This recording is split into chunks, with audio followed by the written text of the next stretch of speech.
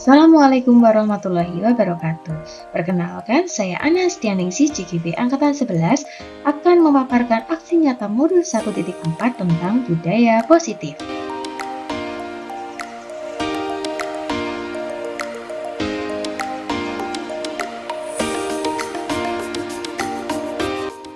Bismillahirrahmanirrahim.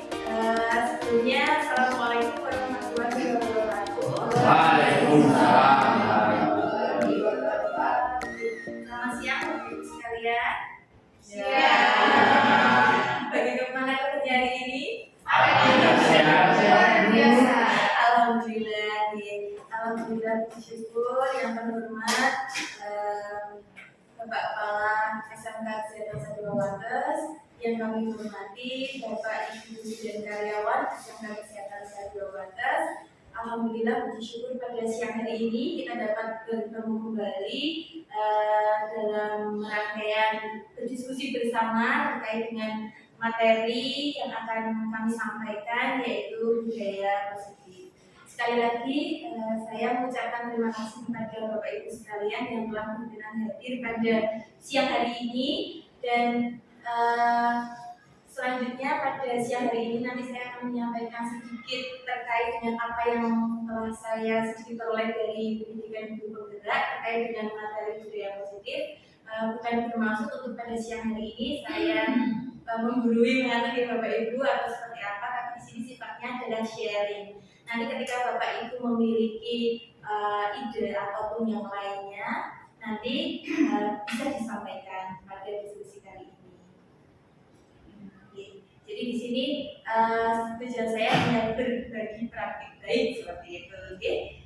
Selanjutnya di sini sebelum dimulai sepertinya kok saya sendiri pun juga sedikit grogi. Jadi kita ice breaking terlebih dahulu, Bapak Ibu. Oke. Ice breakingnya sedikit tebak-tebakan malam. Pasti sudah ada yang pernah juga menggunakan ini dari Bapak Ibu sekalian. Jadi kira-kira nih, menurut Bapak Ibu, hewan apa yang paling diam? Hewan apa yang paling diam? Ada yang tahu? Satu diam nyampak gitu ya, Bu. Seperti apa ya? Semut. Karena diam-diam merayap. Diam-diam merayap, bener ya kan? Sembiut gitu kan? Selanjutnya, transportasi apa yang paling imut? Mini Cooper. Karena apa, Bu Marita? Mini ya. Selain itu mungkin ada lagi minibus. PJ ini. PJ ini loh, Pak. Kereta api kiut. Ini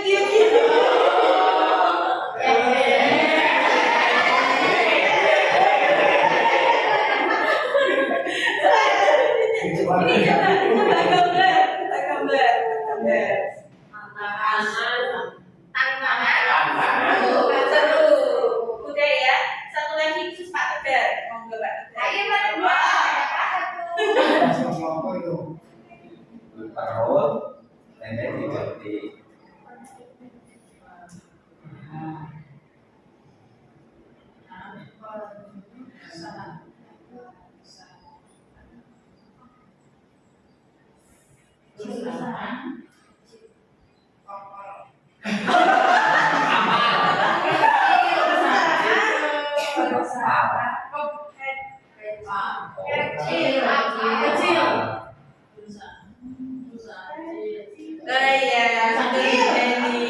Perusahaan kecil.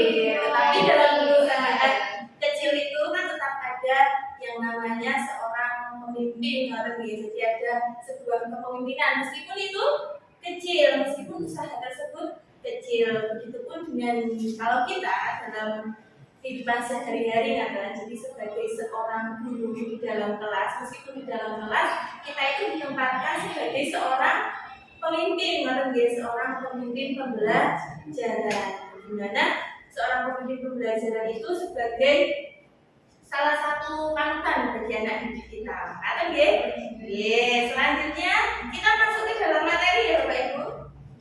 Ke dalam materi. Ya.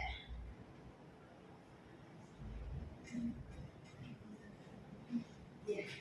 Oke, nah sebelum masuk ke dalam materi, coba Bapak Ibu, kira-kira setelah kita melewati beberapa waktu ini pengamatan Bapak Ibu, kira-kira bagaimana murid-murid saat ini saling berinteraksi, bagaimana guru saling bertegur sapa, bagaimana guru menyapa murid, bagaimana guru menyelesaikan suatu permasalahan atau konflik antar murid pada saat ini. Kira-kira seperti apa dari pengamatan Bapak Ibu? Dari yang pertama mungkin, bagaimana murid-murid saling berinteraksi. Apakah murid-murid kita saling bertegur sapa dengan baik, atau saling berkolaborasi dengan baik, atau seperti apa, atau belum? Kira-kira seperti apa Bapak Ibu? Bermacam-macam. Ya. Seperti apa Bu? Kasih. Ya, ada yang bisa menempatkan diri sebagai berinteraksi dengan murid, bisa saling menghormati, bisa saling mengerti sama lain. Tapi juga ada yang apa namanya bahasanya itu itu juga dengan guru dengan guru dan seterusnya. Ya, baik.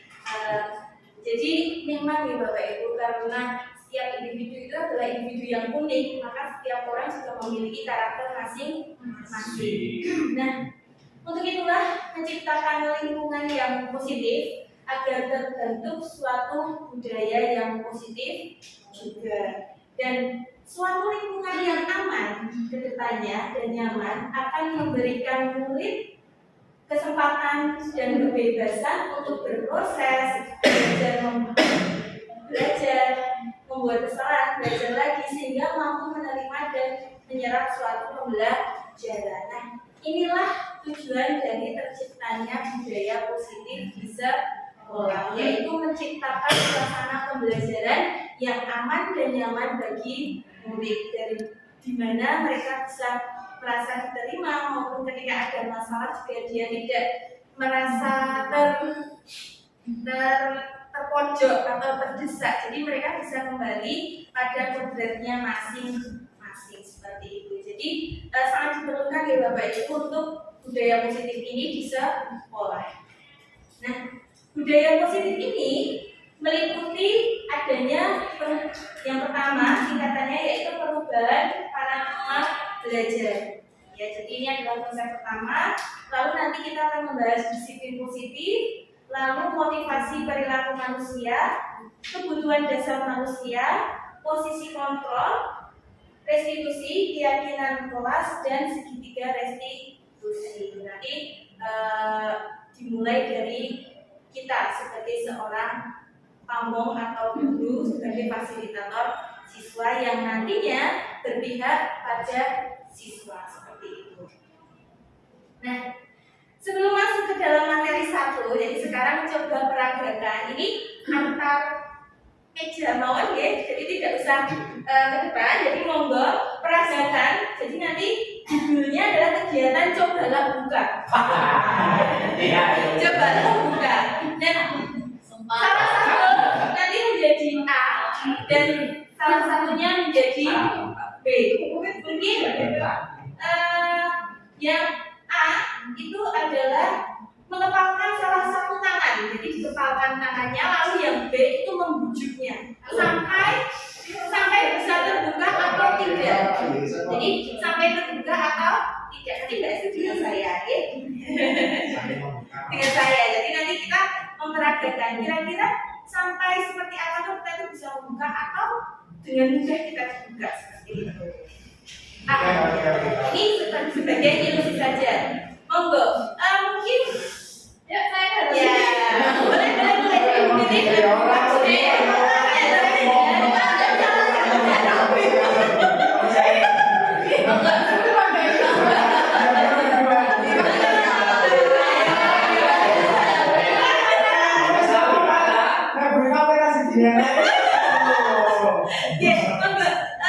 Bisa dimulai, Bapak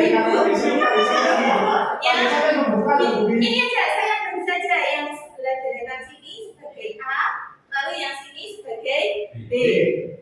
Begitupun dengan yang sebelah sini Bu Marita sebagai A dan nanti sampai Bu S itu sebagai B. B itu yang membujuk merayu. Monggo ya, bisa dimulai. 1, 2,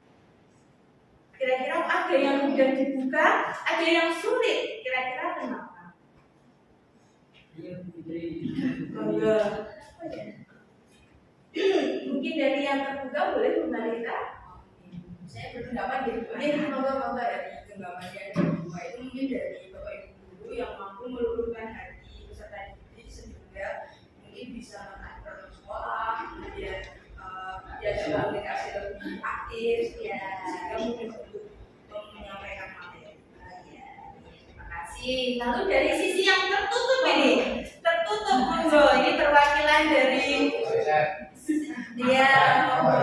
monggo Bu Lela atau Bu Dewi, monggo. Kira-kira kenapa alasannya terlalu sulit untuk membuka kepalan tangan? Nah, kira-kira kenapa?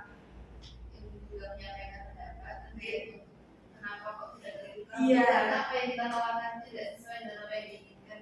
Oh iya. Dengan batu turutannya maka tidak diterima. Iya. Oke. Ya, refleksinya cukup dalam. Terima kasih Bapak Ibu. Jadi refleksinya itu ada 2 refleksi ya. Tadi dari sisi yang mudah terbuka dan juga tidak mudah terbuka. Nah, dalam kegiatan ini siapa yang memegang kendali atau kontrol? Ya, jadi itu adalah seseorang yang mengepalkan tangan. Jadi kira-kira apakah tadi yang mengepalkan tangan itu ya bisa tak buka aja gitu. Terus aku tuh tak genggam terus gitu.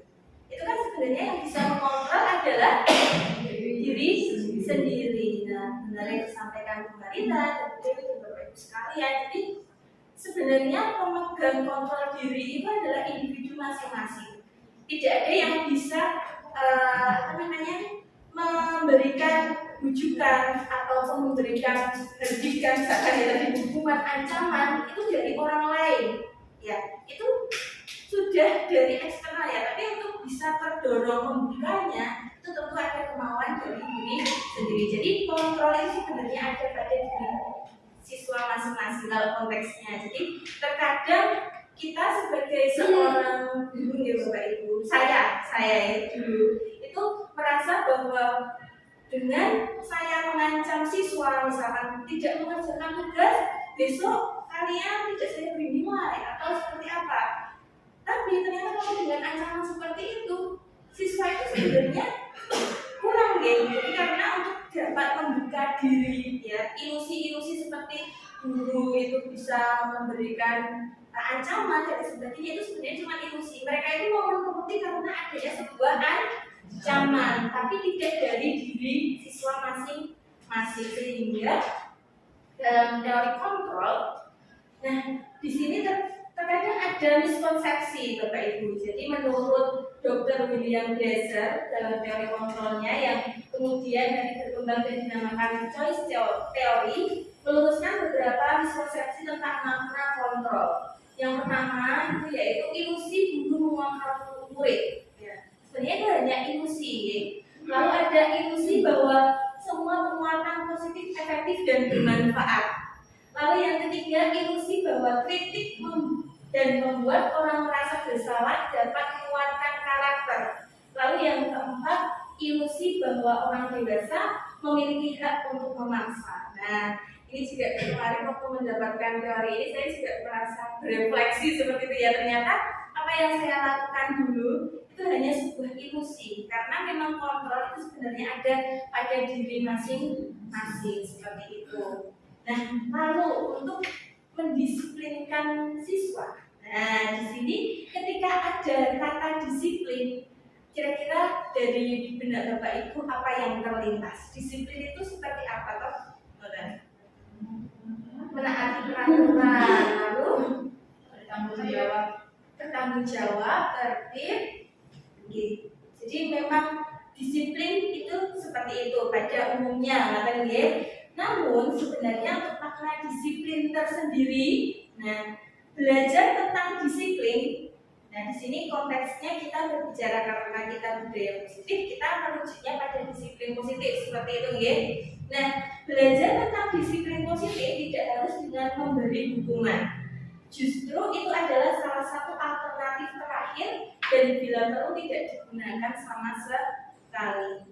Nah, tujuan dari disiplin positif adalah menjadikan murid menjadi orang yang dapat menghargai diri sendiri dengan nilai-nilai yang mereka percaya, serta memiliki motivasi intrinsik yang berdampak jangka panjang, motivasi yang tidak akan terpengaruh pada adanya hubungan atau hadiah. Jadi memang benar-benar mereka melakukan itu atas kesadaran dari dirinya masing-masing, atau bisa dikatakan bahwa motivasi itu tumbuhnya dari dalam dirinya. Jadi tidak karena diberikan penghargaan. Jadi silakan nanti yang dulu ya saya, misalkan silakan nanti yang misalkan mengumpulkan ibu beri olive 1. Atau nanti kalau nanti tidak mengumpulkan nanti ibu kurangi nilainya, ibu kurangi jadi di bawah KKM. Nah seperti itu kan sepertinya anak-anak itu malah nggak rambu-rambu ya gimana nanti saya jadi itu adalah tidak menumbuhkan motivasinya sendiri, tapi ketika kita menerapkan disiplin positif ini nanti harapannya mampu menumbuhkan motivasi intrinsik dari si siswa. Nah lalu untuk mencapai disiplin positif tersebut kita menerapkan yang namanya nilai kebajikan universal. Nah, nilai kebajikan universal ini ya disiplin sebagai bentuk kontrol diri, yaitu belajar untuk kontrol diri agar dapat mencapai suatu tujuan mulia. Nah, tujuan mulia di sini mengacu pada nilai-nilai atau prinsip-prinsip mulia yang dianut seseorang. Kita katakan nilai-nilai tersebut adalah nilai-nilai kebajikan universal. Nah, untuk nilai-nilai kebajikan yang sekarang sudah banyak yang sudah dikenal oleh banyak siswa, Bapak Ibu guru, itu apa Bapak Ibu yang sering kita jumpai? Dari nilai-nilai profil pelajar Pancasila. Jadi itu salah satu nilai kebajikan. Nah, ada beberapa lagi selain profil pelajar Pancasila, ada beriman bertakwa, mandiri, bernalar kritis, berkebinekaan sosial, bergotong royong, kreatif. Itu ada dari Ibu toleransi, rasa hormat, dan lain sebagainya. Dan juga ada nilai-nilai kebajikan dari The Virtus Project. Ada peduli sampai dengan pengertian. Nah, ini adalah nilai-nilai kebajikan yang perlu kita tanamkan kepada siswa yang nantinya mereka dapat menjadi pribadi yang disiplin positif, dan nilai disiplin positif itu harapannya nanti tertanam dan terjadi pada motivasi intrinsik siswa. Tidak karena adanya tadi ada hukuman, ada penghargaan, itu tentu ada dorongan eksternal dari guru, ilusi tadi Bapak Ibu. Jadi harapannya nanti setelah adanya nilai kebajikan ini siswa dapat memegangnya dan nanti siswa itu tumbuh menjadi disiplin positif yang dari motivasi intrinsik. Pada intinya seperti itu. Nah, lalu teori motivasi tadi kita sudah sudah berbicara panjang terkait dengan motivasi. Tadi ada motivasi intrinsik, itu motivasi dari dalam diri. Nah, kira-kira, ini akhir-akhir ini kan kita sering melaksanakan IHT itu ya Bapak Ibu, IHT lalu workshop. Nah, kira-kira Bapak Ibu guru itu mengikuti hadir workshop IHT di sekolah itu motivasinya kira-kira apa? Apakah karena supaya nanti mendapatkan sertifikat dari Bu Fitri ya? Ataukah nanti takut Pak Samara? Atau yang ketiga mungkin karena memang benar-benar Bapak Ibu menyadari bahwa memerlukan ilmu dari kegiatan workshop atau IHT tersebut. Kira-kira yang ketiga, saya yakin Bapak Ibu sekalian pasti sudah menanamkan itu. Jadi memang merasa bahwa IHT atau workshop itu penting untuk kita, untuk mengembangkan diri kita maupun sekolah. Seperti itu ya. Jadi memang ya ada beberapa jenis motivasi ya. Karena mungkin apakah Bapak Ibu hadir tidak ingin ditegur oleh pihak panitia dalam kaitannya di sini tim pembelajaran.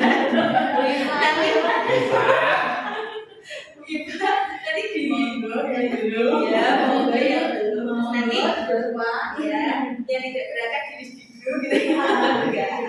Nah itu karena mungkin salah satunya menghindari ketidaknyamanan atau seperti itu. Jadi nggak berangkat terus sama bulis gitu. Lalu yang kedua ingin dipuji oleh lingkungan atau mendapatkan penghargaan dari kepala sekolah itu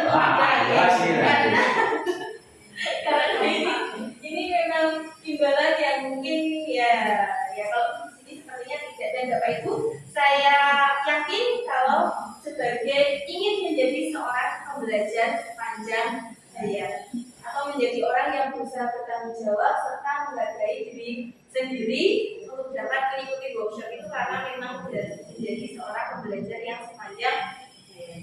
Nah, di sini ada teori dari Diana Gonzalez dalam bukunya menyatakan ada 3 motivasi perilaku manusia. Oke. Yang pertama tadi karena menghindari ketidaknyamanan. Lalu yang kedua mendapatkan imbalan. Lalu yang ketiga menghargai diri sendiri. Seperti tadi yang telah disampaikan ya Bapak Ibu. Jadi kalau kita terkadang dengan siswa ini, kaitannya dengan siswa saja. Itu untuk kita kalau misalkan memberikan tugas terus kita terlalu banyak ancaman-ancaman, itu kan siswa mengerjakannya itu motivasinya tentu tidak dari diri sendiri ya. Mungkin bisa jadi menghindari ketidaknyamanan karena mungkin nanti diberikan hukuman atau seperti apa. Lalu misalkan nanti mengerjakan tugas, nanti yang mengerjakan pertama kali, kumpulkan pertama kali nanti ibu berikan tadi olive atau mineral gitu. Itu kan cilok. Itu kan berarti dia mengerjakan sesuatu karena ingin mendapatkan imbalan. Nah, tentu yang paling menjadi pilihan kita untuk sebagai pendidik atau kamu fasilitator itu nanti harapannya itu siswa dapat menghargai dirinya sendiri dengan mengerjakan sesuatu tanpa memikirkan ketidaknyamanan maupun keimbangan, tetapi dia berusaha untuk menghargai dirinya sendiri. Nah, ini jadi untuk menghindari ketidaknyamanan atau hukuman ini nanti pasti akan muncul pertanyaan di dalam benaknya ketika ada undangan, gitu ya. Terus apa yang akan terjadi ya kalau saya tidak melakukannya? Nah, jadi kan kita memikirkan akibatnya seperti itu. Nah, itu termasuk motivasi yang bersifat eksternal. Nah, lalu yang kedua, mendapatkan imbalan atau penghargaan dari orang lain. Nah, di sini kalau ada sesuatu terus kita memikirkan nih, apa yang akan saya dapatkan apabila saya melakukannya lagi. Jadi ada pikiran-pikiran seperti itu. Jadi masih berpikirnya itu yang lain-lain. Nah, itu masih motivasi bersifat eksternal. Tetapi kalau untuk menjadi orang yang mereka inginkan dan menghargai diri sendiri, nah ini nanti pertanyaannya ketika ada undangan workshop misalkan tadi, itu saya Bapak Ibu selalu berpikiran bahwa akan menjadi orang yang seperti apa apabila saya melakukannya. Jadi nanti setelah adanya workshop atau nanti saya itu akan menjadi seperti apa. Itu kan berarti motivasinya bersifat dari dalam diri kita atau bersifat internal seperti itu, ya. Baik, sebelum lanjut mungkin Bapak Ibu ada yang ingin sharing atau berbagi, monggo. Apa lanjut dulu? Oke, ya. Selanjutnya kita masuk pada hukuman dan penghargaan. Jadi masih lanjut ini sifatnya berkelanjutan karena satu materi dengan materi lainnya itu berkaitan. Jadi dari awal mulai teori kontrol, menjelaskan tentang motivasi, dan sekarang sampai pada hukuman dan penghargaan. Hukuman dan penghargaan itu tadi kaitannya dengan motivasi eksternal ya Bapak Ibu, yang ini tadi. Jadi untuk adanya menghindari ketidaknyamanan atau hukuman dan untuk mendapatkan imbalan, berarti kan itu penghargaan. Nah, hukuman dan penghargaan. Nah, hukuman itu sifatnya secara tiba-tiba atau terencana kalau hukuman? Tiba-tiba. Kalau konsekuensi persetujuan. Ya. Jadi kalau hukuman itu tiba-tiba. Misalkan ada siswa kita yang datang terlambat, ya. Misalkan siswa A terlambat, Bu Basis tiba-tiba menghukumnya seperti itu. Untuk apa? Nah, kalau konsekuensi itu tentu sudah ada kesepakatan sebelumnya. Jadi sudah disampaikan besok kalau kamu terlambat maka kamu melakukan lari misalkan. Jadi besok kalau misalkan ada yang terlambat, oh berarti saya lari karena saya sudah tahu berarti konsekuensinya seperti itu, ya. Dan hukuman ini bersifat tidak terencana atau tiba-tiba. Nah, anak atau murid tidak tahu apa yang akan terjadi dan tidak dilibatkan. Hukuman bersifat satu arah dari pihak guru yang memberikan, dan murid hanya menerima suatu hukuman tanpa melalui suatu kesepakatan atau pengarahan, baik sebelum dan sesudahnya. Berbeda dengan konsekuensi. Kalau konsekuensi itu terencana dan sudah dibahas dan disetujui oleh murid dan guru. Umumnya bentuk-bentuk konsekuensi dibuat oleh pihak guru atau sekolah dan murid sudah mengetahui sebelumnya. Konsekuensi yang akan diterima bila melakukan suatu pelanggaran. Dan selama ini mungkin konsekuensi dan hukuman itu sedikit berbeda tipis di Bapak Ibu, dan saya pun juga begitu. Jadi berbagi. Ketika ada anak di kelas itu tidak mengerjakan tugas, ya, mungkin karena saya sebelumnya belum pernah mendiskusikan, jadi belum ada diskusi, ya. Berarti sifatnya hukuman. Tetapi kalau ketika sudah ada diskusi, kalau tidak mengerjakan tugas, besok tugasnya 2 kali lipat, berarti itu konsekuensi. Tapi itu tentu hal baik atau kurang baik Bapak Ibu? Mungkin sedikit terkait dengan konsekuensi dan hukuman. Jadi sebenarnya yang disampaikan tadi Wana terkait dengan konsekuensi tadi apabila adalah gitu kan belum ada kesepakatan kelas ini, untuk murid-muridnya dulu dan siswa kan gitu. Nah biasanya ataupun sudah dibentuk kesepakatan kelas. Namun yang namanya kita kan ketemunya dengan SDM, artinya manusia yang setiap hari perilakunya akan berubah-ubah. Nah, pada suatu ketika pasti ada sesuatu hal yang mungkin belum ada kesepakatan kelas, tapi ternyata ada sebuah pelanggaran yang dilaksanakan oleh siswa. Nah, itu bisa kita sepakati bersama di situ, atau kita berikan sebuah pengarahan kepada anak bahwa sebelum terjadi konsekuensi ada sebuah pembicaraan dari hati-hati bahwa pelanggaran yang dibuat itu adalah sebuah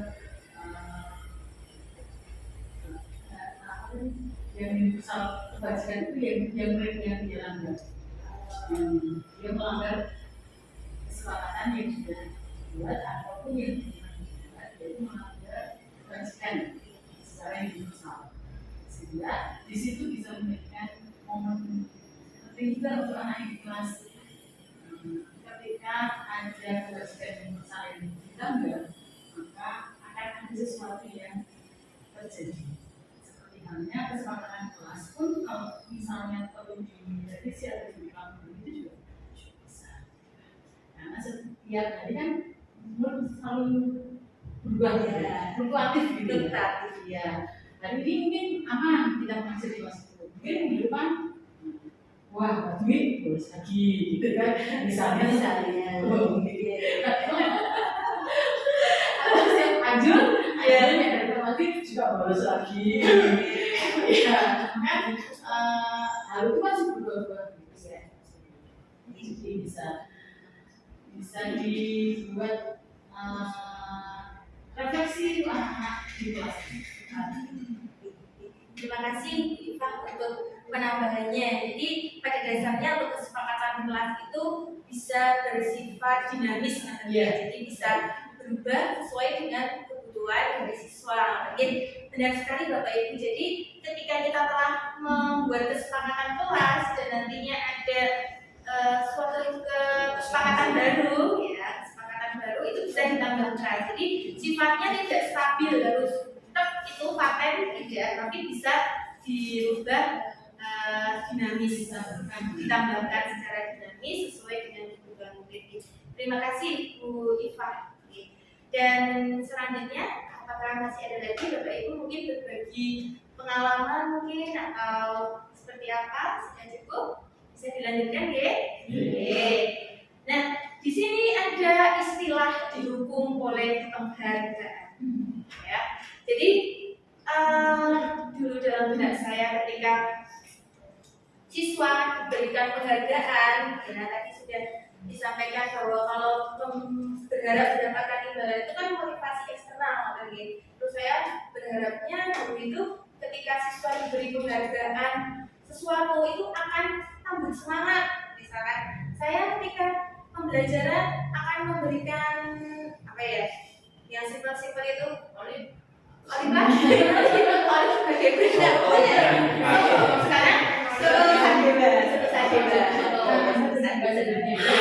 nanti yang nilai ulangannya tertinggi berhasil satu aja tanpa minum serat Bu minum saya kira juga seperti itu, terus anak-anak itu semangat ayo belajar terus, tapi ternyata apa? Itu hanya efek untuk satu anak itu saja. Nah, untuk anak yang lain perasaannya seperti apa? Atau mungkin ya saya padahal sudah belajar juga dengan sepenuh hati, tetapi hasilnya nggak maksimal. Nah, itu kan menjadi kekecewaan pada beberapa siswa mungkin seperti itu. Jadi bisa dikatakan bahwa penghargaan tersebut itu mendukung, jadi didukung oleh penghargaan. Nah ini kok bisa? Nah, karena menurut Alfie Kohn mengungkapkan baik penghargaan maupun dukungan adalah cara-cara mengontrol perilaku seseorang yang menghancurkan potensi untuk pembelajaran yang sesungguhnya. Menurut Kohn, secara ideal tindakan belajar itu sendiri adalah penghargaan yang sesungguhnya. Jadi siswa itu sudah belajar dengan maksimal, itu adalah sebuah penghargaan.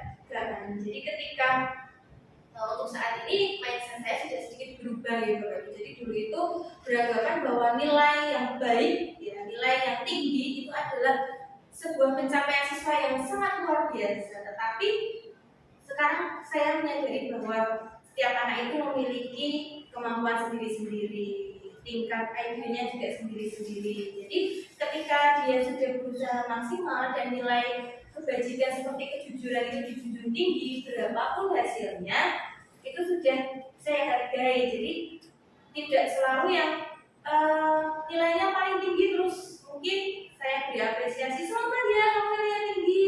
Nah misalkan enggak, kamu nilainya kurang, kamu enggak belajar kok, ya seperti itu tidak seperti itu ya. Jadi setiap anak itu memiliki kemampuan sendiri-sendiri dan proses belajar itu adalah sebuah penghargaan, bukan yang mencapai nilai tertinggi lalu kita beri penghargaan seperti itu.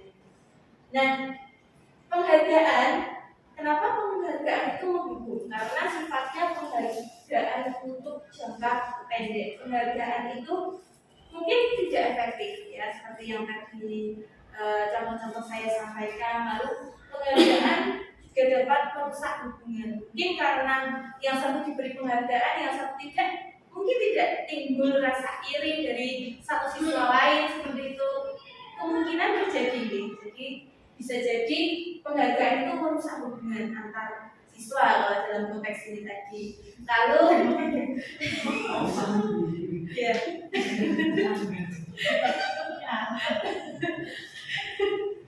Tidak apa-apa. Iya. Tadi apa sangga?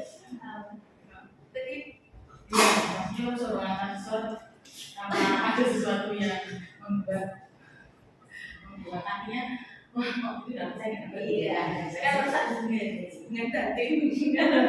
Terus penghargaan mengurangi apa? Batin. Lanjut aja. Penghargaan dapat menurunkan kualitas. Ini apakah Bapak Ibu pernah merasakan ketika seseorang itu kita beri penghargaan, misalkan kita apresiasi terlalu berlebihan, terus tiba-tiba anak itu prestasinya menurun. Mungkin ada beberapa kasus seperti itu ya. Jadi mungkin anak itu terlalu over, mungkin jadinya nanti bisa terlalu pede dan itu bisa menurunkan kualitas bagi si anak tersebut. Jadi dia merasa bisa. Nah, kalau seseorang seperti ilmu yang kalau sudah ada gelas, ya ibarat gelas kosong terus diisi airnya penuh karena merasa bisa, ya, diisi berapapun dia bisa kok. Jadi dia tidak menerima apa yang diberikan atau ilmu yang diberikan oleh Bapak Ibu guru. Tapi ketika anak itu ada asal, nanti dia akan tetap tambah kualitasnya. Tapi kalau sudah luber-luber, dia tidak bisa menerima apa yang disampaikan Bapak Ibu. Nah disitulah penghargaan dapat menurunkan kualitas. Gitu. Lalu mematikan kreativitas sama halnya dengan itu tadi. Lalu penghargaan yang mendukung, hukuman bagi yang tidak diberi penghargaan seperti itu.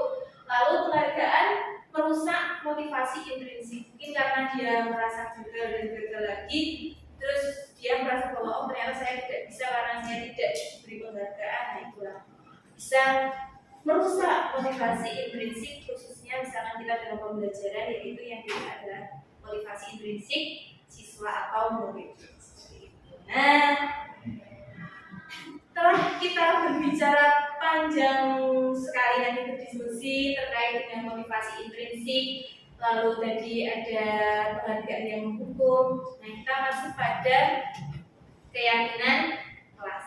Nah, keyakinan kelas ini adalah wujud atau bukti kesepakatan, ya, bukti kesepakatan dari nilai-nilai kebajikan universal. Seperti tadi ada Kode Pelajar Pancasila atau The Virtus atau PYP. Nah, kira-kira Bapak Ibu, ya, keyakinan kelas itu biasa mungkin sebenarnya Bapak Ibu itu sudah melaksanakan keyakinan kelas ini, ya mungkin cuman kurang menyadarinya. Tapi saya yakin Bapak Ibu pasti kalau di awal pembelajaran itu ada yang namanya kesepakatan dan lain-lain sebagainya. Itu pasti ya Bapak Ibu. Jadi sebenarnya Bapak Ibu sudah melaksanakannya. Nah, Kira-kira Bapak Ibu, mengapa kita memiliki peraturan tentang penggunaan helm pada saat mengendarai kendaraan roda 2 atau motor? Kira-kira nilai apa Bapak Ibu kalau misalkan dalam kehidupan sehari-hari? Mengapa kita kok memiliki peraturan tentang penggunaan helm? Itu untuk nilai apa? Keselamatan, safety seperti itu gitu. Bukan karena takut dibilang Pak Polisi. Oke. Iya, itu berarti tetap satu saya yakin Bapak Ibu menimbang bahwa itu untuk keselamatan. Lalu yang kedua, mengapa kita memiliki peraturan tentang penggunaan masker dan mencuci tangan setiap saat, khususnya pada akhir-akhir ini kan banyak virus-virus karena kondisi cuaca yang fluktuatif ini, jadi terkadang panas, dingin, lalu banyak yang mungkin merasa radang, nanti batuk, pilek seperti itu. Kenapa harus ada peraturan? Atau kalau COVID kemarin kan harus pakai masker, cuci tangan di setiap sudut pasti ada, hand sanitizer. Kira-kira kenapa? Nilai apa yang kita yakini? Kenapa kita harus menggunakan itu dan melakukan itu? Perlindungan diri, menjaga kesehatan. Nah, jadi ada satu nilai yang kita yakini. Begitupun dengan keyakinan kelas. Ada nilai-nilai yang anak-anak yakini. Untuk apa? Untuk bisa dianut untuk kebaikan dirinya sendiri. Yang mereka anut itu bisa berasal dari dalam dirinya masing-masing. Seperti nilai tadi keselamatan itu kan kita menggunakan helm ya karena ya selamat seperti itu. Lalu kita menggunakan masker, cuci tangan ya supaya kita sehat. Nah, nilai-nilai keselamatan dan kesehatan tadi inilah yang disebut dengan suatu keyakinan. Nah, kalau misalkan kita di lingkungan sekolah maupun kelas, bagaimana kita dapat menyusun keyakinan kelas? Ya, tentu ini sudah ada beberapa tahap yang mungkin Bapak Ibu lakukan ya Bapak Ibu sebelum melakukan pembelajaran. Saya yakin itu. Keyakinan kelas bersifat lebih abstrak daripada peraturan. Jadi kalau peraturan itu kan langsung tegas. Misalkan Bapak Ibu mungkin ada peraturan di kelasnya. Misalkan contoh monggo peraturan ketika apa mata pelajaran A atau mungkin yang di Bali boleh monggo bolehlah. Mungkin ada peraturan. Monggo bolehlah. Peraturan apa yang ada di kelas bolehlah. Mana itu boleh. Iya.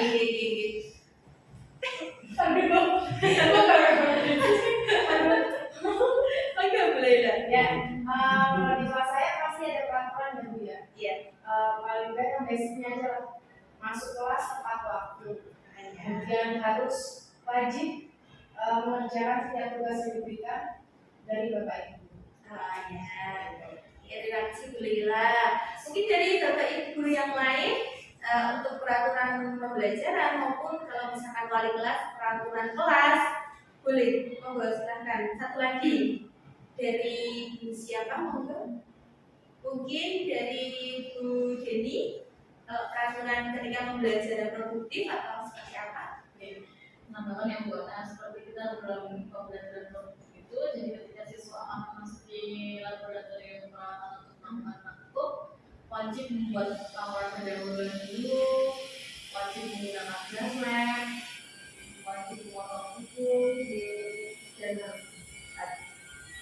Terima kasih Bu Jenny dan Bu Leila. Jadi contoh-contoh peraturan dan sudah sesuai ya dengan sebelum masuk ke dalam keyakinan kelas itu sudah dalam kalimat yang positif. Jadi kalau misalkan pada pembentukannya pada keyakinan kelas itu pada dasarnya yang pertama membuat peraturan kelas ya.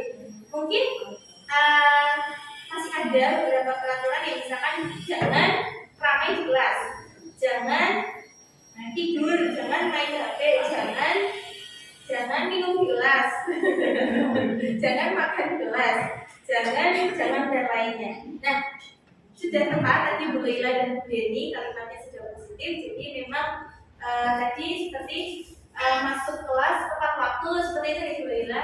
Ya seperti itu. Lalu tadi Bu Denny memakai alat pelindungan diri sebelum memasuki lab perawatan. Nah, itu adalah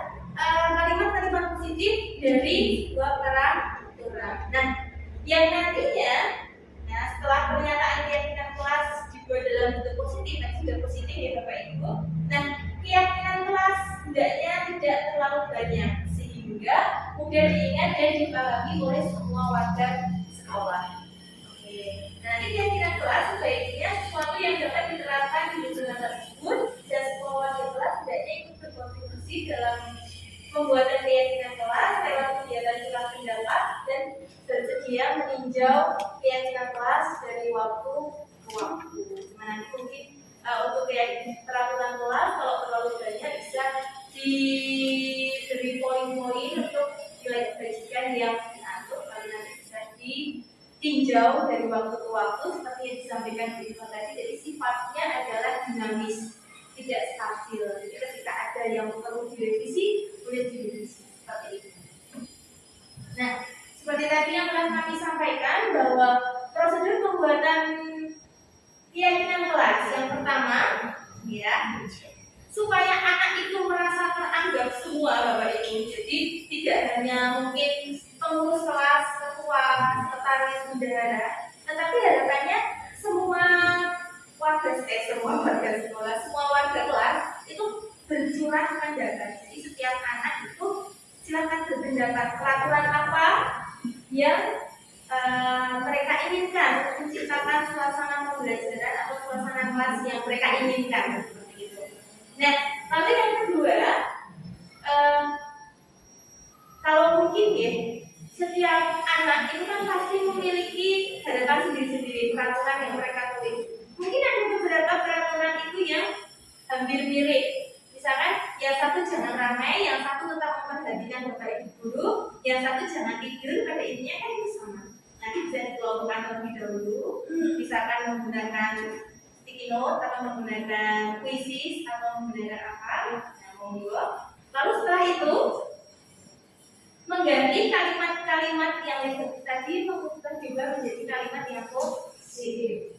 Nah, setelah itu bersama-sama dengan siswa, karena nanti ketika juga menjadi kalimat positif, mungkin dengan peraturan yang tidak boleh ramai, jangan ramai, terus ada lagi tetap memperhatikan Bapak Ibu guru, itu bisa dijadikan satu, ya. Nanti kalimat positifnya mungkin bisa menjadi menghargai Bapak Ibu guru ketika pembelajaran di kelas, mungkin seperti itu. Nah, nanti dari menghargai itu bersama-sama kita tentukan dengan siswa nilai kebajikan apa yang sesuai dengan nilai-nilai kalimat positif tersebut. Ya, misalkan saling menghargai. Nah, seperti itu. Berarti kita menemukan satu nilai kebajikan. Nah, kalau saling menghargai itu kan berarti siswa bisa mengingatnya dengan mudah. Okay? Kalau misalkan kita terlalu panjang kalimatnya dan banyak dan hampir mirip, itu mungkin nanti ada yang sedikit terlewat atau seperti apa. Nah, tujuannya biar anak-anak juga lebih mudah memahami nilai-nilai yang mereka yakini seperti itu. Setelah itu, setelah menemukan nilai kebajikan, lalu mungkin bisa dibuat suatu dokumen, lalu nanti di print dan ditandatangani bersama. Setelah itu bisa diletakkan di dinding paling depan di setiap kelas, biar anak-anak juga bisa meninjaunya setiap hari atau membacanya setiap hari. Dan jangan lupa Bapak Ibu juga sering mengingatkan, karena kalau cuma tertempel dan itu terabaikan, itu lama-lama jadi lupa. Ya. Jadi sebaiknya mungkin bisa disampaikan berkala seperti itu ketika akan pembelajaran atau kegiatan apa seperti itu. Dan selanjutnya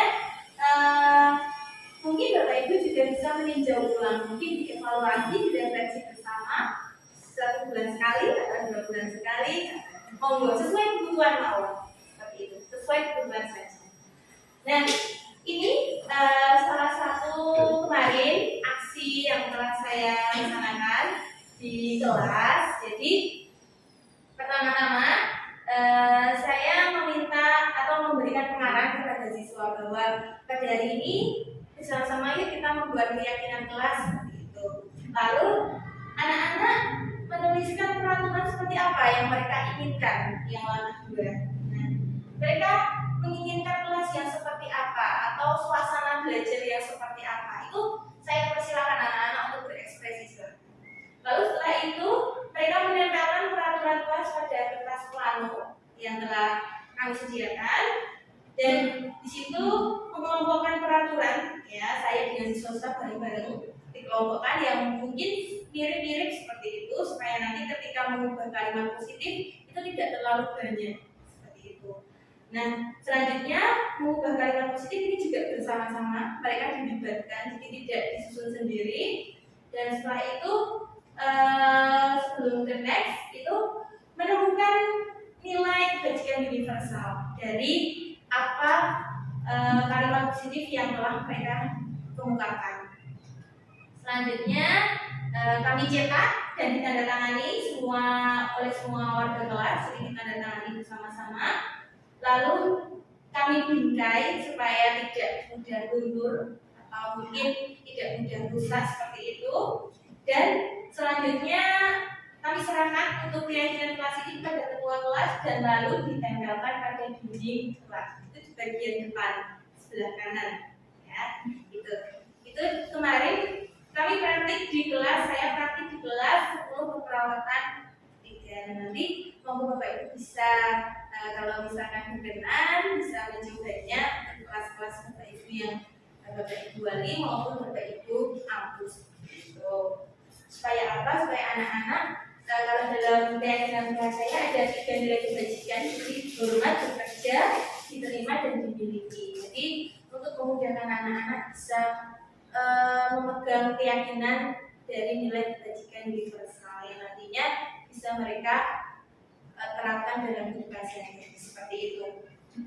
Oke, nah ini contoh-contoh keyakinan kelas yang mungkin bisa menjadi referensi. Ada dari nilai kebajikan universal seperti yang tadi saya sampaikan, lalu ada juga yang mungkin keyakinan kelasnya berupa kalimat tetapi tidak cukup panjang seperti itu, jadi tidak terlalu banyak, itu juga mudah diingat oleh siswa. Jadi setiap anggota kelas perlu belajar. Lalu yang keyakinan kelas 5 selalu bersikap positif, contohnya seperti itu. Jadi tidak harus dengan hormat, bekerja, diterima, dimiliki, tapi monggo yang penting keyakinan kelas itu mudah diingat oleh siswa atau murid seperti itu. Nah, oke Bapak Ibu monggo kalian pun sambil mungkin untuk minum dan sekedarnya. Saya juga sebentar izin.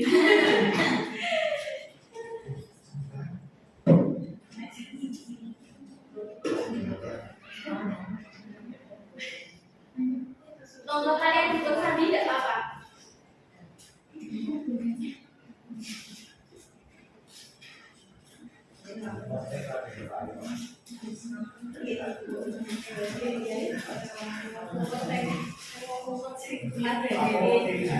Mohon izin dilanjut sama ya Bapak Ibu, kita santai mawon nggih. Jadi tidak terlalu serius. Jadi selanjutnya untuk memenuhi kebutuhan siswa kita perlu mengetahui 5 kebutuhan manusia. Saya yakin Bapak Ibu sudah memahami juga, terutama Bapak Ibu guru produktif keperawatan. Kira-kira apa saja Bapak Ibu atau Bu Dewi? Sayangi, menyayangi. Apalagi Pak Yosef?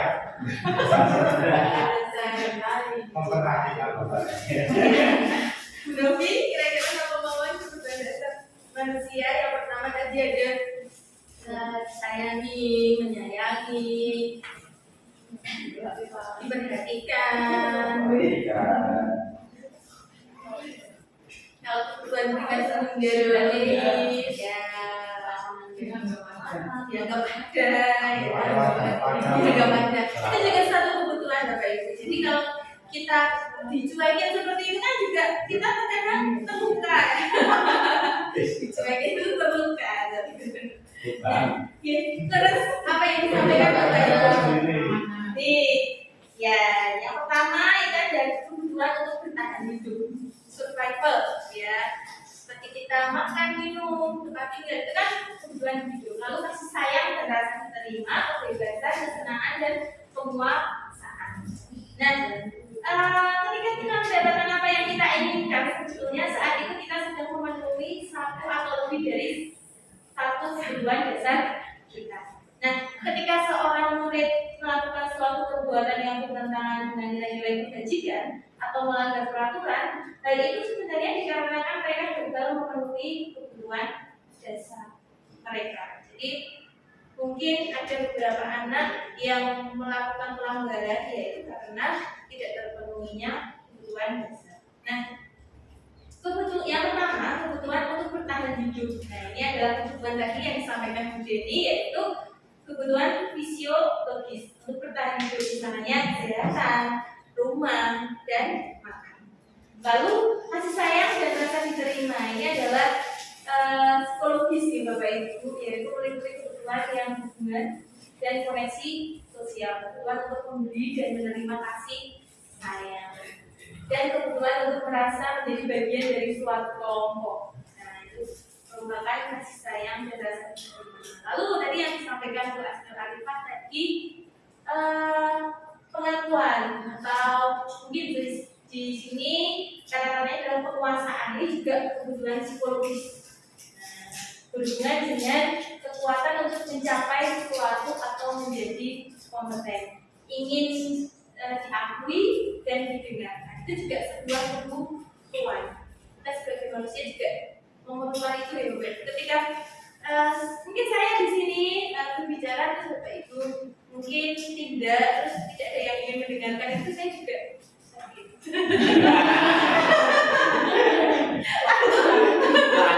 Langsung lanjut aja, kebebasan. Nah, kebebasan di sini juga kebutuhan psikologis.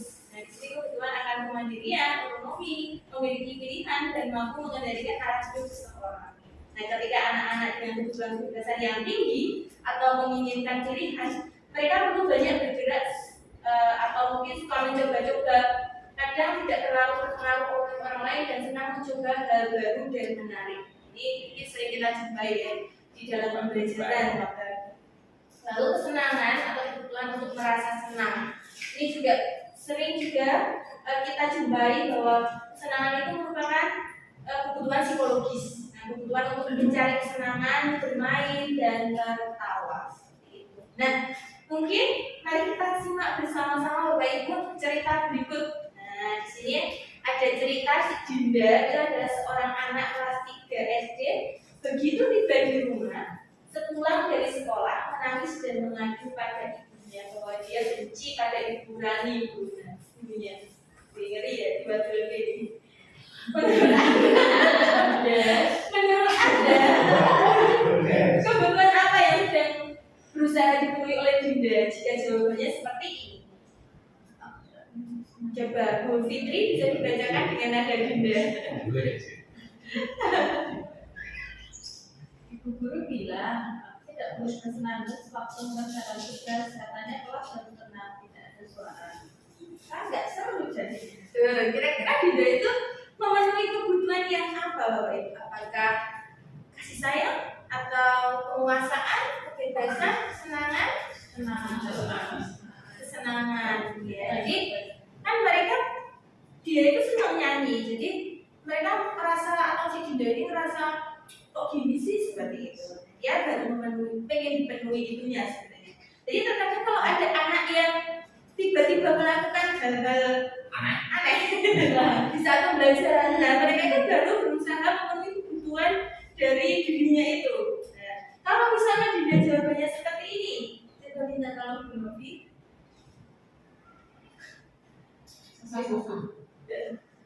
Ibu guru tidak menyapa aku hari ini, padahal aku pakai jepit rambut baru. Kira-kira kenapa? Kira-kira apa kebutuhan yang ingin dipenuhi oleh Dinda? Ya, jadi dia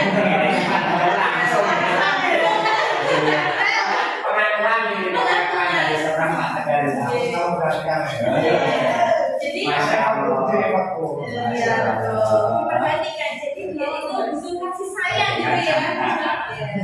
Jadi dia itu butuh kasih sayang seperti itu Mbak Esther.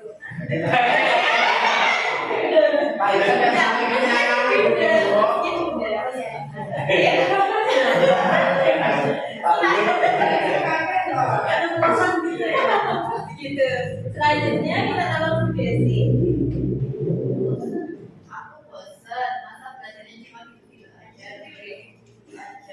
Nah, jadi dia berusaha memenuhi kebutuhan apa? Apakah penguasaan, kesenangan, kebebasan, Kejenuhan. kejenuhan. yang dulu didanya ya Pak. Tapi didanya itu pengen memenuhi kebutuhan apa sebenarnya? Kebebasan ya. Jadi dia mungkin pengen yang eksplor, mungkin dia pengen di alam seperti itu. Jadi atau mungkin kesenangannya dia juga bisa. Seperti itu adalah contoh-contohnya. Saya rasa Bapak Ibu sudah sangat lebih mengerti Bapak Ibu. Nah, selanjutnya di sini kita sebagai guru menyikapi hal tersebut. Di sini kita ada yang namanya posisi kontrol sebagai seorang guru. Di sini ada 5 posisi kontrol. Nah, apa itu 5 posisi kontrol? Nah, berdasarkan teori kontrol dari Dr. William Glasser, dosen berkesimpulan ada 5 posisi kontrol. Nah, guru itu bisa menjadi seorang penghukum atau bisa menjadi pembuat rasa bersalah, teman, pemantau, dan manajer. Nah, kira-kira mari kita refleksi bersama. Kira-kira sudah di posisi manakah kita semua atau saya juga? Saya masih dalam belajar dari kira-kira saya masih di tahap mana ya dan sebaiknya seperti apa? Yang pertama, nah di sini ada posisi seorang guru sebagai seorang penghukum. Menggunakan hukuman fisik maupun verbal. Patuhi aturan saya atau awas ya. Kamu selalu saja salah. Pasti selalu yang terakhir selesai. Yang ulangan itu kan pasti selalu yang terakhir selesai. Jadi bahasanya itu seperti itu. Itu penghukum. Lalu yang kedua, membuat merasa bersalah. Membuat merasa bersalah ini lebih melas seperti itu. Ibu sangat kecewa sekali dengan kamu. Berapa kali Bapak harus memberitahu kamu ya? Gimana coba kalau orang tua kamu tahu kamu berbuat ini lebih kayak gitu halus sian ibumu gitu ya Ngomong banget. masih ingin saya tidak masuk kelas loh orang sakit saya waktu dia sudah jauh-jauh misalnya terus apa lagi ya itu membuat merasa bersalah. Nah kalau sebagai teman ini sebagai teman itu posisi ini tidak akan menyakiti murid namun akan tetap berupaya mengontrol murid melalui persuasi. Nah di sini positifnya hubungan baik yang terjalin antara guru dan murid, tetapi negatifnya bila suatu saat tersebut tidak membantu maka murid akan kecewa. Contohnya, ayo bantulah demi bapak ya. Jadi posisinya itu menganggap bahwa murid itu adalah teman. Lalu ayo ingat tidak bantuan bapak selama ini. Pamrih. Ya sudah, hari ini tidak apa-apa, nanti ibu bantu bereskan. Nah, tapi ketika nanti tidak sesuai dengan ekspektasi itu bisa mengecewakan. Nah, kita lanjutkan ya Bapak Ibu. Jadi di sini posisi teman seperti itu. Lalu yang keempat itu adalah posisi sebagai pemantau. Di sini sifatnya memantau berarti mengawasi. Nah, ini lebih kepada peraturan-peraturan dan konsekuensi. Jadi kalau misalkan kita memberikan peraturan kelas, terus kita berbicara konsekuensi, berarti posisinya pada posisi pemantau. Contohnya, kita sering memberikan dialog seperti ini. Peraturannya apa? Seperti itu. Terus, apa yang telah kamu lakukan? Sanksi atau konsekuensinya apa? Jadi kita membicarakan konsekuensi peraturan itu sebagai pemantau. Dan yang terakhir adalah sebagai manajer. Nah, di sini posisi di mana guru berbuat sesuatu bersama dengan murid. Mempersilahkan murid mempertanggungjawabkan perilakunya dan mendukung murid agar dapat menemukan solusi. Nah, ini adalah posisi sebagai seorang manajer. Terima kasih. Untuk saya, monggo kalian bergerak lebih mari.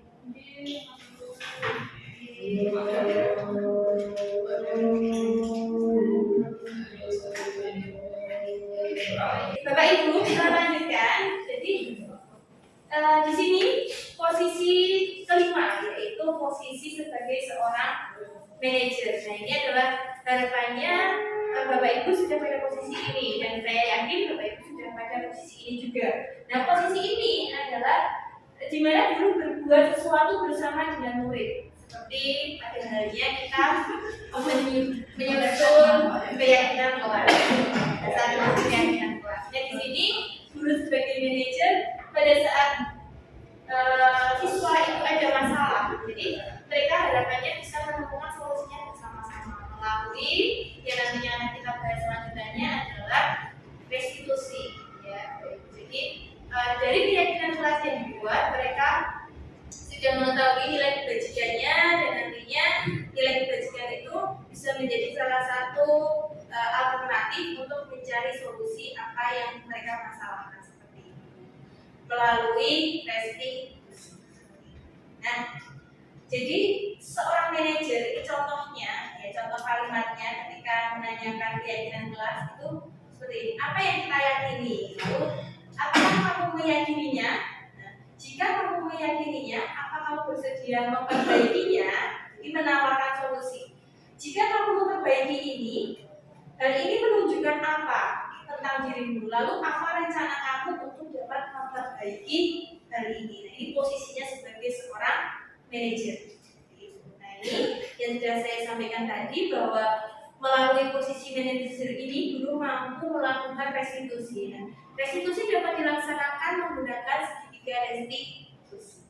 Nah, segitiga restitusi ini ada tahapannya. Yang pertama yaitu menstabilkan identitas.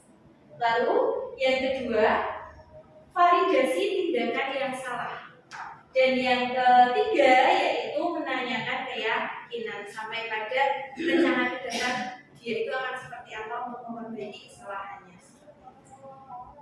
Nah, ini jadi tadi ada sisi 1, 2, dan 3. Lalu pada tahap menstabilkan identitas, ya di sini berusaha mengembalikan kepercayaan diri dari siswa tersebut atau murid yang melakukan kesalahan.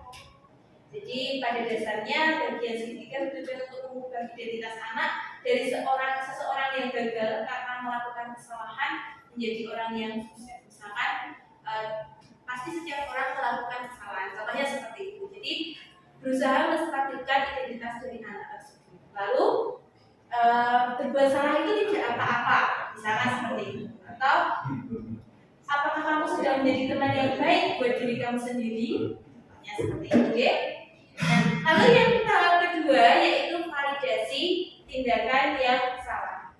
Ketika siswa melakukan kesalahan, tentu kita sebagai guru tidak langsung mengejek. Jadi setelah menstabilkan, kita mau validasi tindakan dari siswa tersebut. Misalkan dengan kalimat seperti ini.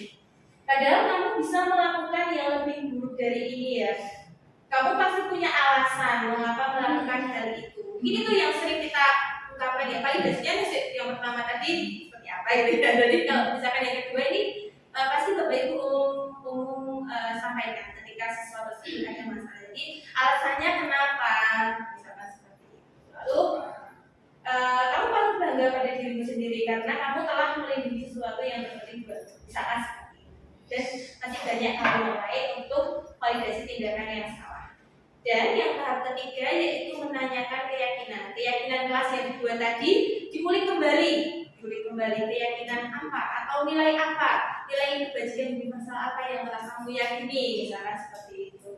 Lalu apa bayangan kita tentang kelas ideal, ataupun kamu mau jadi orang yang seperti apa, seperti itu. Nah, mungkin ini satu video ya Bapak Ibu yang kemarin sempat saya buat untuk restitusi seperti itu. Setelah itu nanti Bapak Ibu praktik dan insya Allah sudah selesai dan nanti kita diskusi bersama.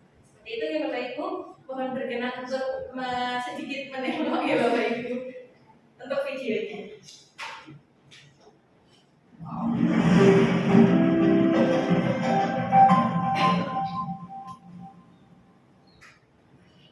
Assalamualaikum warahmatullahi wabarakatuh.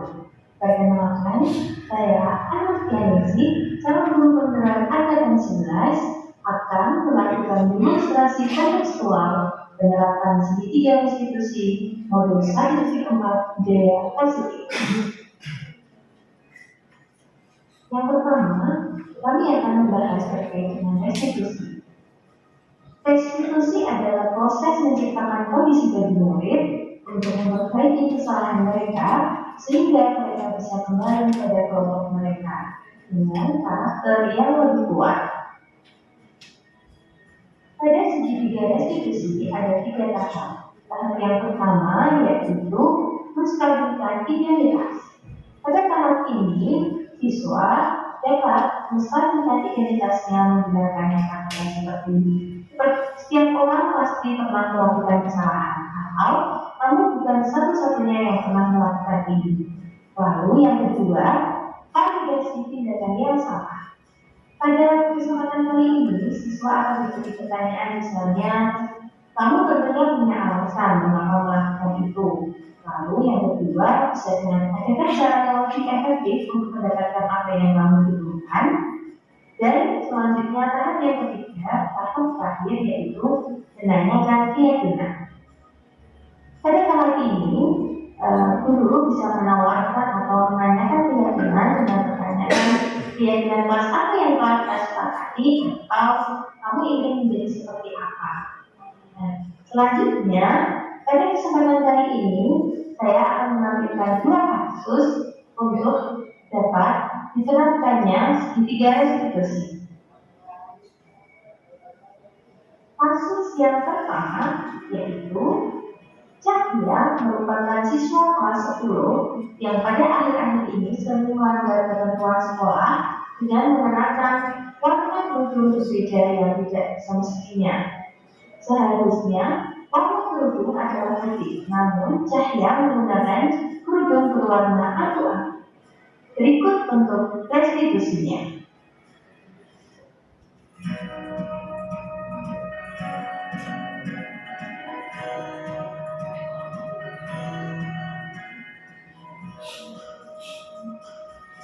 Selamat Cahya.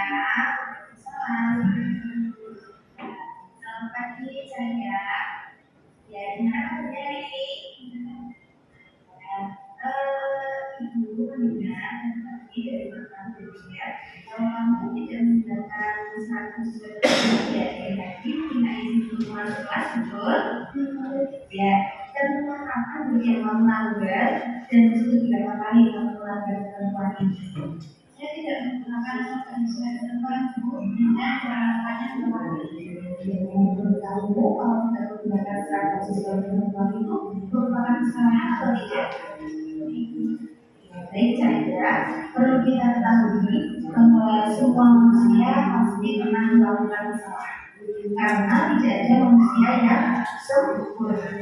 Namun yang terpenting kita bisa belajar dari kesalahan itu dan berusaha untuk dapat memperbaikinya. Sekarang kita cari solusinya bersama-sama ya. Cahya tidak menggunakan seragam sesuai dengan ketentuan itu alasannya kenapa?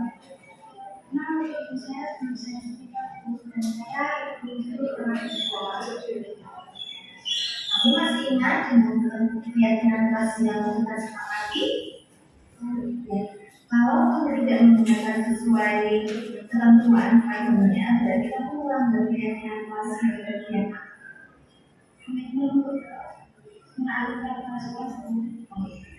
menurutmu komitmen itu perlu tidak untuk diri kamu sendiri?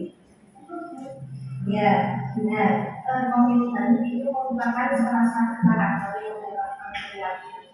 Dan nanti ketika kamu bekerja, komitmen itu harus selalu dijaga agar kamu menjadi seseorang yang bertanggung jawab. Ya. Lalu menurut kamu agar besok kamu tidak mengulanginya lagi, tidak menggunakan seragam sesuai ketentuan, khususnya kerudung ya, dengan adanya tidak disetrika, itu apa usaha yang akan kamu lakukan? Yang kami kerudung saya setelah pulang sekolah. Nah, baik saja, kalau menemukan solusinya ya berarti Ibu harap kami mendapatkan pelajaran dari hari ini dengan kamu selalu memperbaiki kedepannya.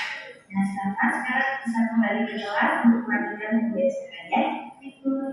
Ya, ada pesan yang saya terima setelah berdiskusi dengan Bu Ana. Saya akan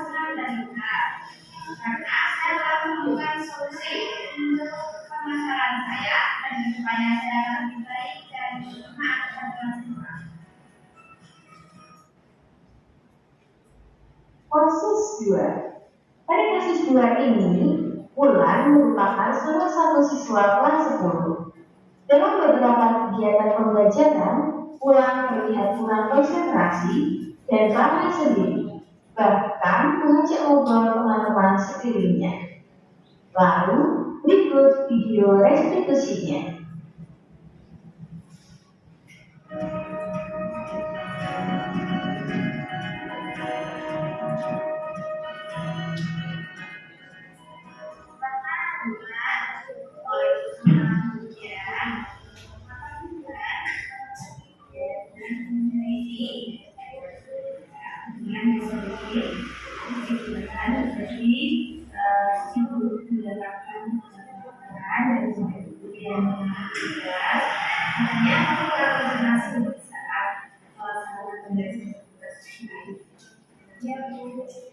Apa yang dilakukan biasanya?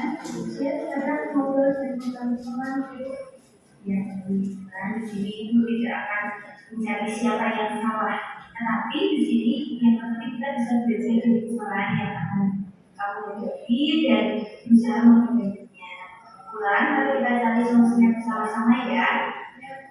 Nah, Bulan, tentu kamu memiliki alasan tersendiri kenapa pada saat pembelajaran kamu tidak memperhatikan baik itu atau tidak konsentrasi karena alasannya kenapa?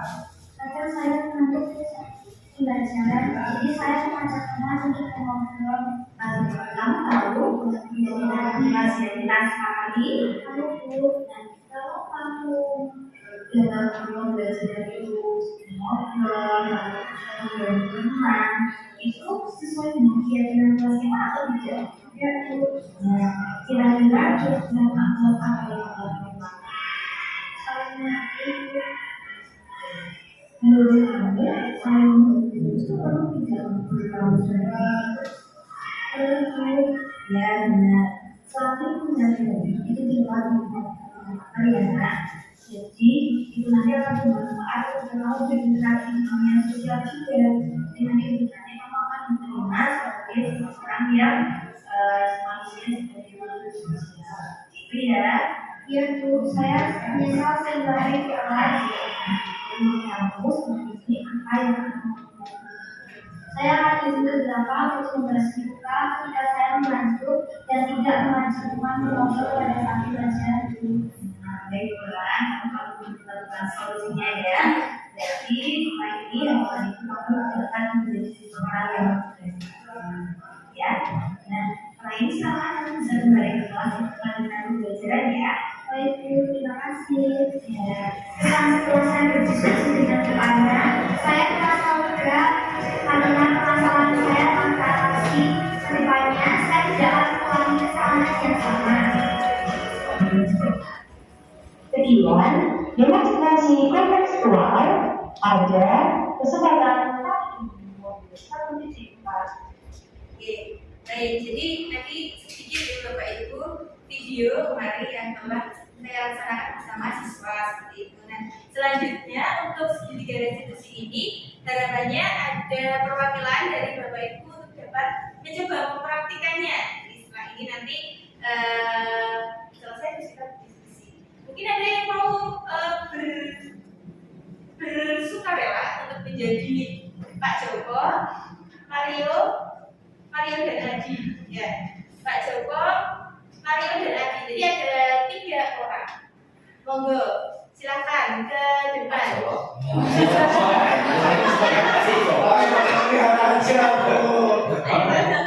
Ada aja. Pak Joko, Pak Yosef, ya toh. Terus Mario, Bu Lela. Terus si Adi, Bu Deni. Oke, monggo. Di tempat saja, langsung monggo. Kita bersanding bersama. Mario, kalau Mario dan Adi berarti bersama-sama. Monggo, bisa dimulai Kak Yosef sebagai Pak Joko. Mario, Adi, Bapak tadi dengar laporan dari guru lihat di kantin. Sepertinya kalian ada masalah ya. Ada yang bisa bawa bantu. Apa yang terjadi? Iya Pak, tadi pada jam istirahat pagi, kami hanya banyak orang makan kiri, tapi tidak sengaja malah kelewat yang wajah ibunya. ketika beliau sedang berjalan. Kalian main lempar-lemparan makanan di kantin kenapa jadi ibu dengan ketika beliau sedang lempar? Iya, Pak. Adi, ada informasi yang kamu mau tambahkan? Kami tidak bermaksud melakukannya, tapi Tapi kami tidak sengaja, Pak.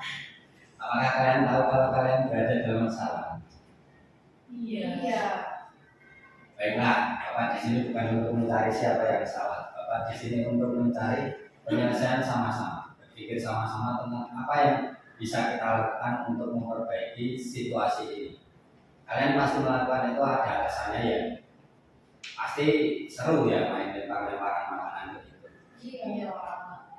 Ya, Bapak di sini melihat kalian merasa senang melakukannya. Tetapi yang kalian lakukan merugikan orang lain, sehingga sekarang kalian dalam masalah. Sekarang mari kita bicara tentang keyakinan kelas dan keyakinan sekolah kita. Apakah yang kita percaya, yang mana yang kalian belum tunjukkan? Kita harus bersikap baik satu sama lain.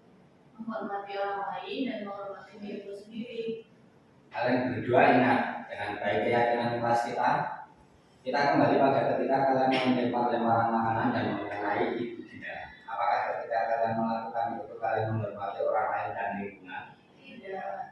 Tapi kalian mendapatkan rasa senang. Menurut Bapak, ada cara untuk mendapatkan rasa senang tanpa merugikan orang lain. Bagaimana menurut kalian? Iya, Pak. Nah, sekarang mari kita selalu mengindahkan keyakinan kelas kita. Besok kita ke kantin dan kalian bisa berperilaku lebih baik lagi. Terima kasih. Ya, terima kasih Pak Yosef, Bu Leila, dan Bu Deni yang telah mempraktikkan untuk penerapan segitiga dan diskusi. Semoga dengan apa yang kami sampaikan sedikit tadi bisa sebagai bahan refleksi mawon untuk diskusi pada siang hari ini. Mungkin itu saja Bapak Ibu yang dapat kami sampaikan terkait dengan diseminasi modul 1.4 budaya positif. Mungkin monggo Bapak Ibu kalau misalkan ada yang perlu didiskusikan bersama-sama, monggo dari Bapak Ibu mungkin ada pertanyaan atau masukan atau mungkin monggo apapun itu kami persilakan. Monggo. Oh ya, mungkin monggo Bu Leila. Mungkin. Ini lebih sharing aja ya Bu ya. Ya, Pengen tahu pendapatnya Bu Ana terkait restitusi yang sudah dilakukan apabila ada sekelompok anak, kalau dari video kan itu satu anak Bu ya. Iya. Nah, kalau ada permasalahan dalam satu kelompok di dalam kelas, biasanya nge-game ibu nih. Oh iya. Circle ya. Ya, terus biasanya kalau dalam satu game itu pasti ada yang punya power, Iya. sehingga membuat masalah di kelas. Iya. Nah, itu cara merestitusinya seperti apa? Apakah dipanggil satu-satu atau seperti apa? Oh iya. Terima kasih buat Baik. Oke, terima kasih Bu Leila untuk sedikit bagaimana kita share-nya seperti itu. Oke, di sini saya mencoba menjawabnya. Jadi ketika ada permasalahan, mungkin ada dalam satu lingkup gitu ya, misalkan tiba-tiba ketika pembelajaran ramai gitu ya. Dan bagaimana untuk merestitusinya? Apakah dipanggil satu-satu atau bisa secara berkelompok? Nah, mungkin untuk restitusi sendiri pada prinsipnya, gitu, Bapak Ibu, itu bisa dilaksanakan sendiri-sendiri, tetapi apakah bisa berkelompok itu tergantung dari urgensi masalahnya. Ketika masalahnya mungkin ramai dan itu bersama-sama, dan mungkin ada satu yang menjadi pentolan ya tadi. Mungkin yang pertama dilaksanakan restitusi adalah dari yang pembuat onarnya, mungkin yang membuat kelompok itu menjadi ramai. Mungkin itu bisa direstitusi terlebih dahulu dan nanti yang lain-lain bisa disusun sama-sama seperti itu. Tapi kalau misalkan masalahnya itu lebih berat dari ini, apakah bisa berkelompok itu tentu tidak selalu ya Bapak Ibu, tetapi tergantung urgensi dari masalahnya. Jadi kalau ketika itu bersifat internal atau mungkin privacy, kita harus sendiri-sendiri.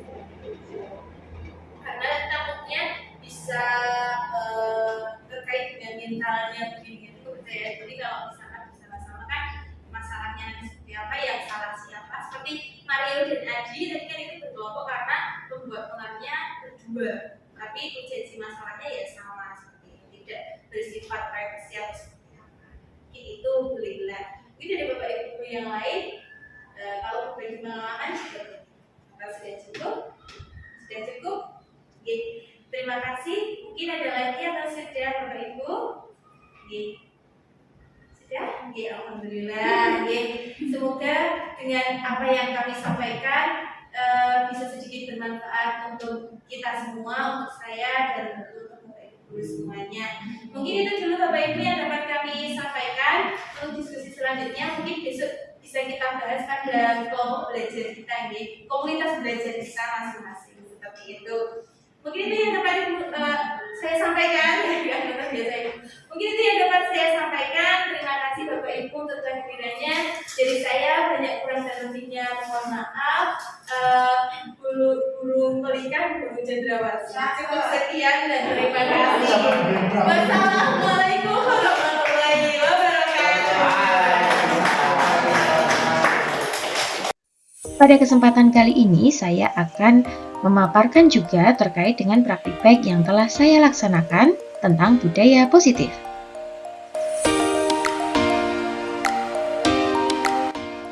Pembuatan keyakinan kelas. Langkah pertama, guru memimpin pembuatan keyakinan kelas. Langkah kedua, semua siswa menuliskan peraturan. Langkah 3, siswa menempelkan peraturan pada kertas plano. Langkah 4, guru dan siswa mengelompokkan peraturan. Langkah 5, guru dan siswa mengubah kalimat menjadi positif. Dan langkah ke-6, guru dan siswa menyepakati nilai kebajikan secara bersama-sama.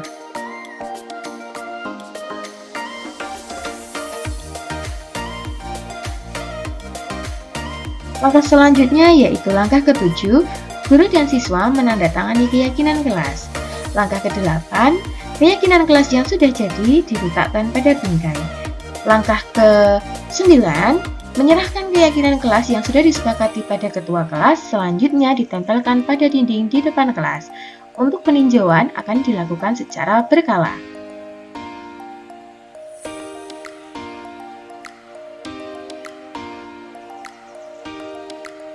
Praktik baik selanjutnya yaitu pemutaran video restitusi pada halaman YouTube. Refleksi kegiatan pelaksanaan diseminasi budaya positif pada hari Selasa 20 Agustus 2024 pukul 10. Diseminasi diikuti oleh Bapak Ibu Guru SMK Sadewa Wates. Pada kegiatan ini, Bapak Ibu Guru juga diminta untuk mempraktikkan berbagai kegiatan budaya positif. Harapannya, budaya positif dapat dilaksanakan berkelanjutan di SMK Kesehatan Sadewa Wates. Terima kasih. Wassalamualaikum warahmatullahi wabarakatuh. Salam guru penggerak.